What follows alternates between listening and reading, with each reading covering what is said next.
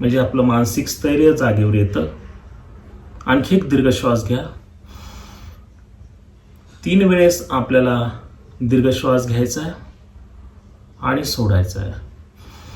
दीर्घ श्वास घ्या, आपोआप सोडला जाऊ द्या. त्यानंतर आपण जसं आपल्याला योग्य बसता येईल, कम्फर्टेबल, कसंही तुम्ही बसू शकता. खुर्चीमध्ये असाल खुर्चीत बसा, उभे असाल उभे राहून सुद्धा तुम्ही मनन करू शकता, बसून मनन करू शकता. आपल्याला जसं कम्फर्टेबल वाटतंय त्या पद्धतीने आपण मननासाठी बसावं. शरीर सैल सोडावं. आपला नॉर्मल श्वास हा सुरू ठेवावा.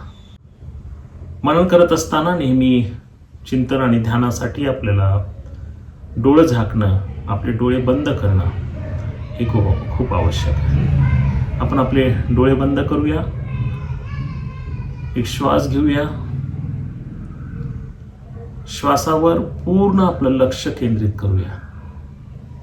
आपल्या नाकपुड्यांवर, तिथून श्वास मध्ये जातोय आणि श्वास बाहेर येतोय, पूर्णपणे त्याच्यावर लक्ष केंद्रित करा.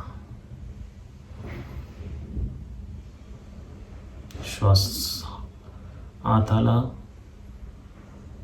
आणि हळूच बाहेर सोडा. स्वाभाविकरित्या, सहजरित्या ह्या सर्व गोष्टी होऊ द्या.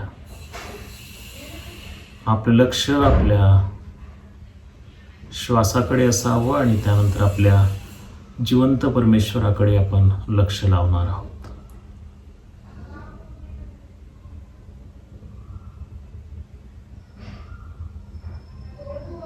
अतिशय शांतरित्या आपण मनन आणि चिंतनामध्ये जात असताना स्वतःला विसरून जाऊया. आजूबाजूला जे आवाज आहेत त्याला स्वीकारा आणि आपलं संपूर्ण लक्ष आपल्या श्वासावर केंद्रित करा. त्या प्रभू येशू ख्रिस्ताकडे आपलं चित्त आणि मन लावूया. आणि स्तोत्रसंहिता 23:1 आपण आपल्या मनामध्ये पहिलं वचन म्हणणार आहोत. प्रत्येक श्वासावर